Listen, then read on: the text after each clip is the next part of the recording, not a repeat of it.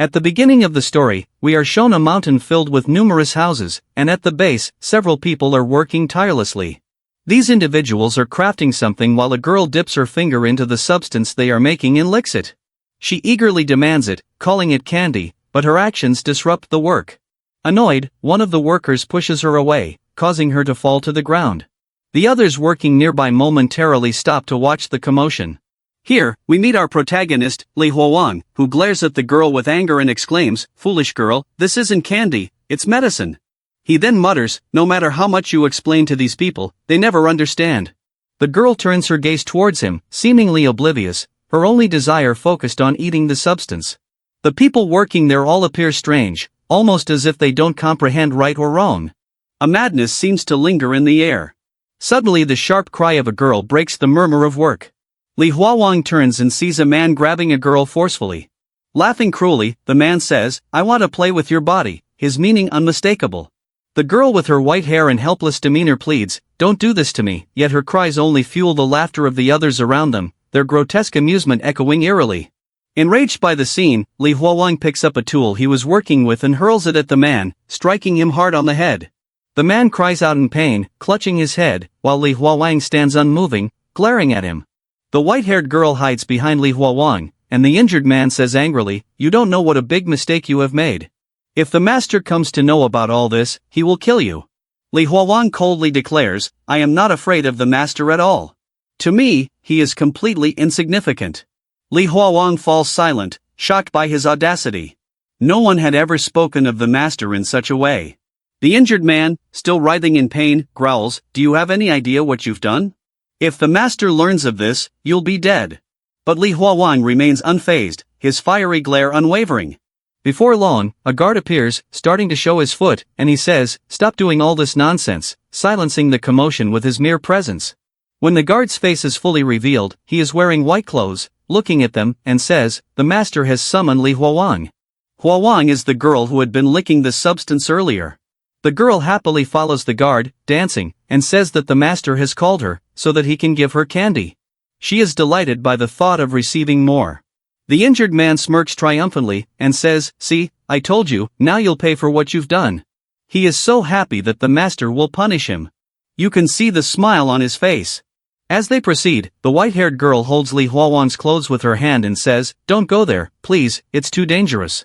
She fears that his defiance might lead to his death, but Li Huawang shrugs off her hand without a word and walks on. Her concern is evident in her eyes, while the candy-obsessed girl skips beside them, joyfully oblivious. As they leave the confines of the mountain, Li Huawang contemplates his actions. He whispers to himself, "Why am I so angry? Why did I let this happen? Maybe I shouldn't take these things so seriously." He takes a deep breath, trying to calm himself, but his reflection is interrupted when the candy-obsessed girl pushes him playfully. Annoyed, he grabs her hand and demands, "What is your problem? Stop bothering me." She hesitates for a moment before placing a finger to her lips and asking innocently, "Do you want candy?" Without a word, Li Huawang accepts the so-called candy, knowing it's the medicine they've been making. Li Huawang says nothing, but the girl beams with joy, placing her finger in her mouth and grinning. "The master is so kind, he gives us lots of candy," she says, her childlike demeanor masking the strange reality of their world.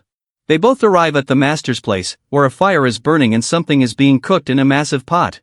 The master is working there. Upon seeing him, the girl says, "Master, thank you so much for calling me." She says it with respect, bowing her head. The master, turning around, lets out an ugly laugh and says, "You people made me wait." His teeth are very unattractive, and there's blood on his face. His master jumps behind them, grabs the girl by the neck, and throws her into the pot where the master was working.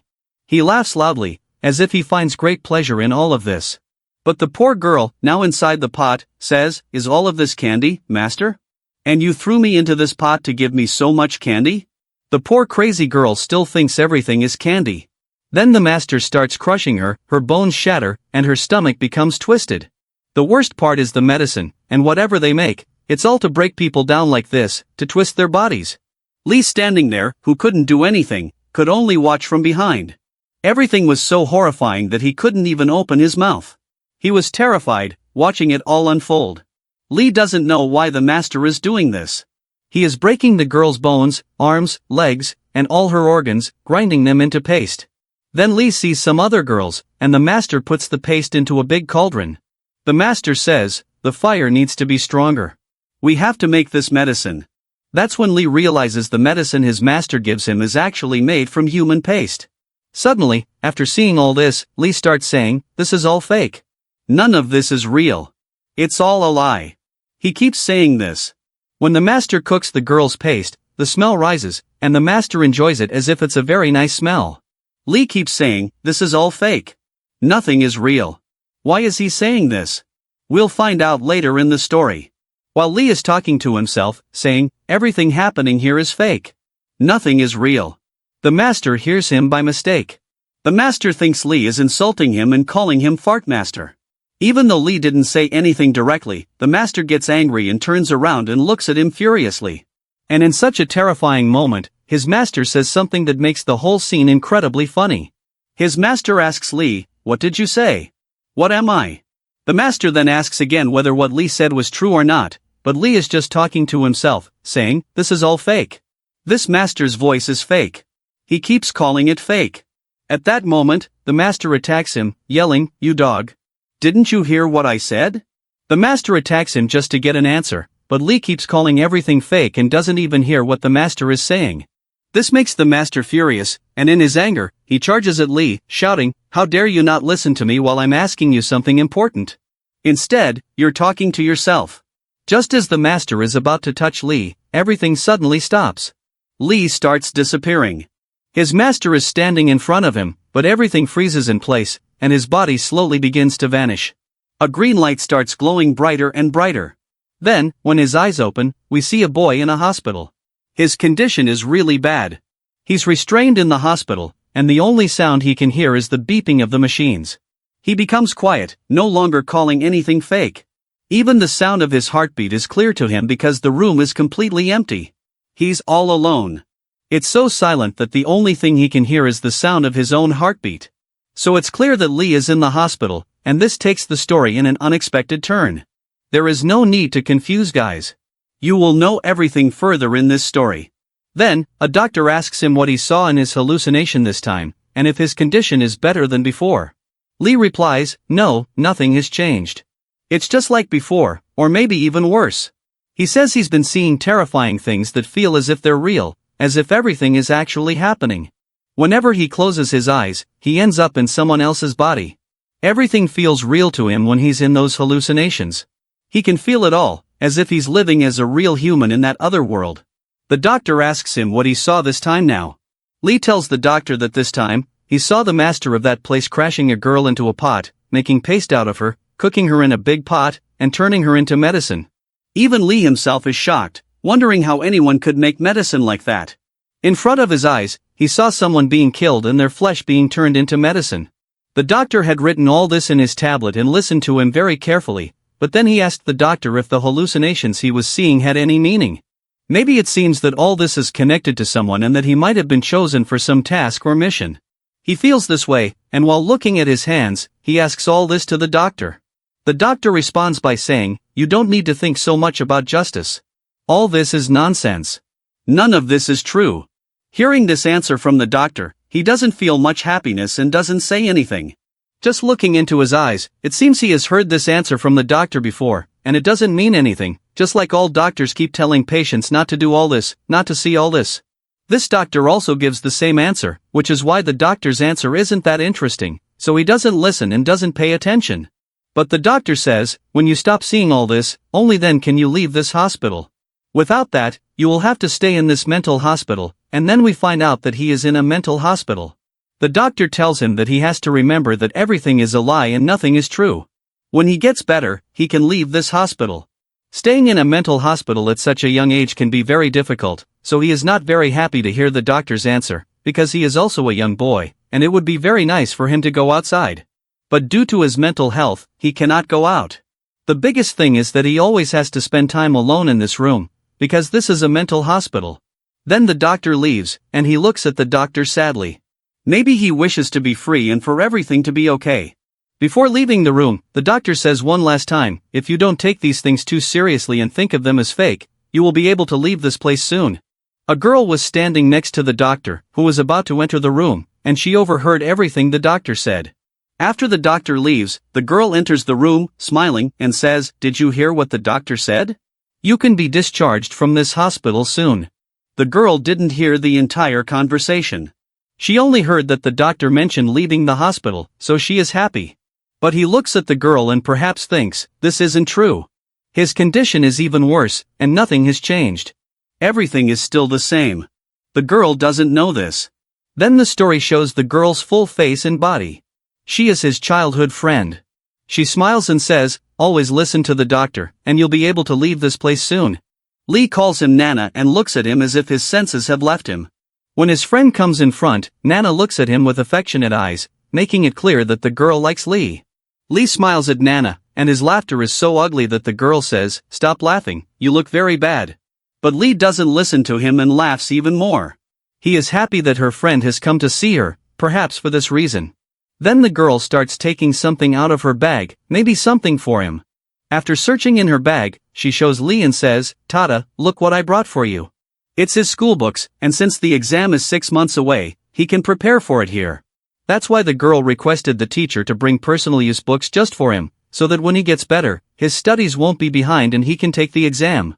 But Lee, seeing the school books, says, "No, did you bring this for me as a gift?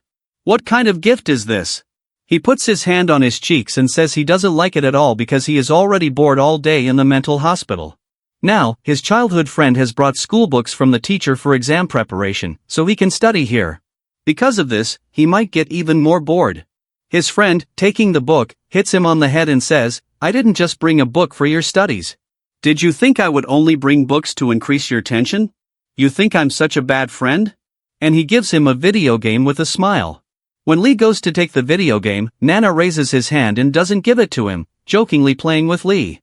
He says, "First, call me Big Sister, then I'll give you this video game."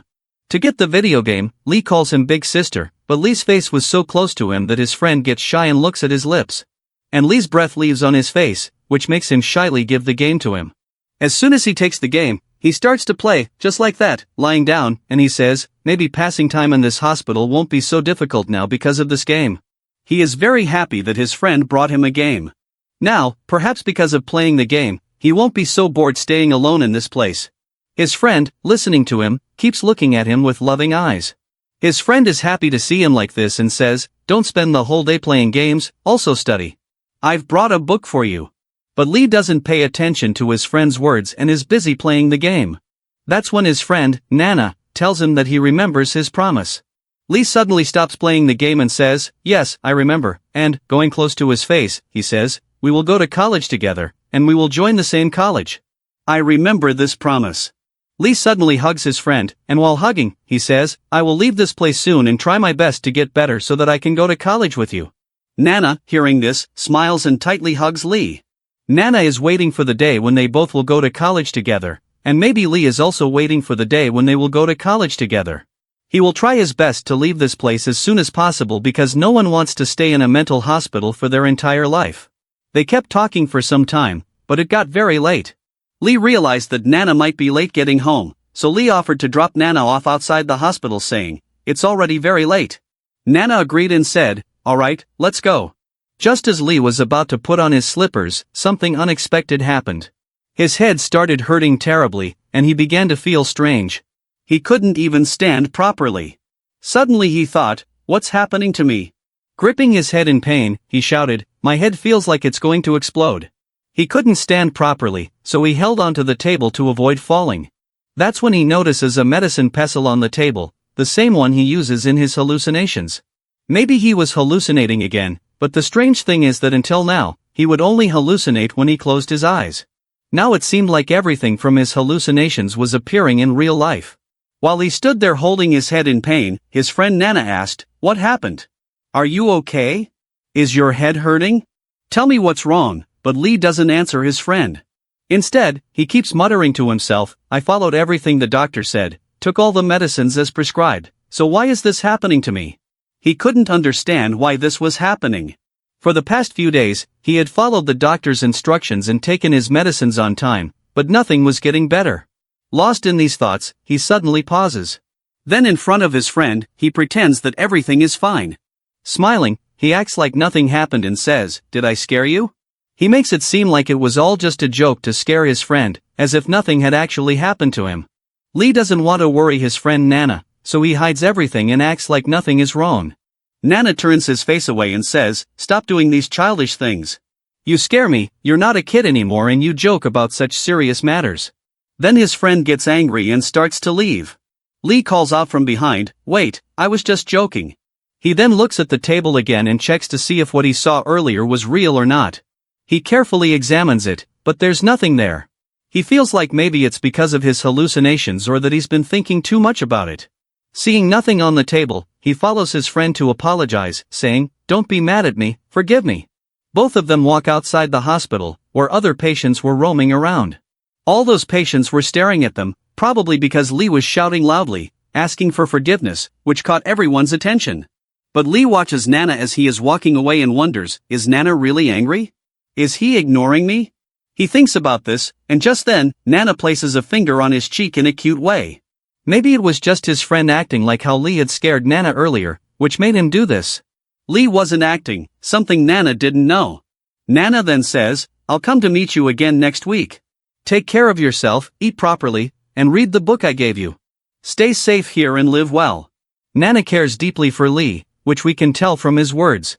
Lee smiles and says, "Okay, I'll take care of myself. You take care too." Lee feels happy knowing he has such a caring friend who worries so much about him. Then Nana walks out of the hospital gate, waving goodbye, and Lee raises his hand, saying loudly, "Take care of yourself, Nana," as Nana leaves. Then he goes back inside the hospital. As he walks to his room, he keeps thinking about the medicine pestle he saw on the table. While thinking about it, he starts talking to himself, "Has my mental health gotten worse?" Maybe this was the first time he experienced hallucinations like this in reality, which made him anxious. Until now, he only had hallucinations when he closed his eyes, or he would wake up as a boy in that strange world. But now, he was starting to see everything from his hallucinations in real life too. He's scared that if his mental state gets worse, he won't be able to go to college with his friend, and he might not even be able to join college this year. The promise he made to Nana might also be broken. But then he reminds himself of what his dad said, that the doctor is very good and will fix him soon. He trusts his dad a lot and thinks that his dad must have chosen the best doctor for him. Then he raises his hand and shouts loudly, saying, "I'm going to go completely crazy living in this place with all these crazy people and they've sent me to this mental hospital." Suddenly he stops shouting and feels something in his pocket. He looks in his pocket and says, "What's in my pocket?" Because he hadn't put anything in there, so how could anything get in? When he takes the item out of his pocket, he sees it's the same candy the girl had given him. Seeing it, he feels as if he's lost his mind. He couldn't believe it. He wonders how this candy could be in his pocket, how it could have come here, and he couldn't understand anything at that moment. He says, "This is the same candy the girl gave me, so how did it end up in my pocket?" And he takes that thing with his finger and puts it in his mouth. Actually, he is checking if it is real or not by testing it, because his hallucination is so real that he can't understand what is real and what is fake. When he puts it in his mouth, he could feel its taste. He didn't know what its taste would be like because this thing is made by crushing humans into paste. Then he started to feel that maybe his hallucination had started to come into reality too. He began to run towards the doctor with that thing. If the doctor sees this thing, it will be good, and he will realize whether it is real or not. The most important thing is that, because of this, people will stop calling him crazy. Maybe he will even get a discharge from this mental hospital. That's why he starts running, but suddenly, something happens, and he stops. He says, "If this is true, that whatever I get in my hallucinations comes into reality, then it will be very good for me." He talks to himself like this. He doesn't know what suddenly happened, but his eyes start glowing in the dark, and his face becomes very terrifying. He starts telling himself that this is a very good opportunity. If he finds anything in the hallucination, it will be beneficial for him. There might be some plan in his mind, which is why he doesn't go to the doctor and doesn't tell the doctor about it.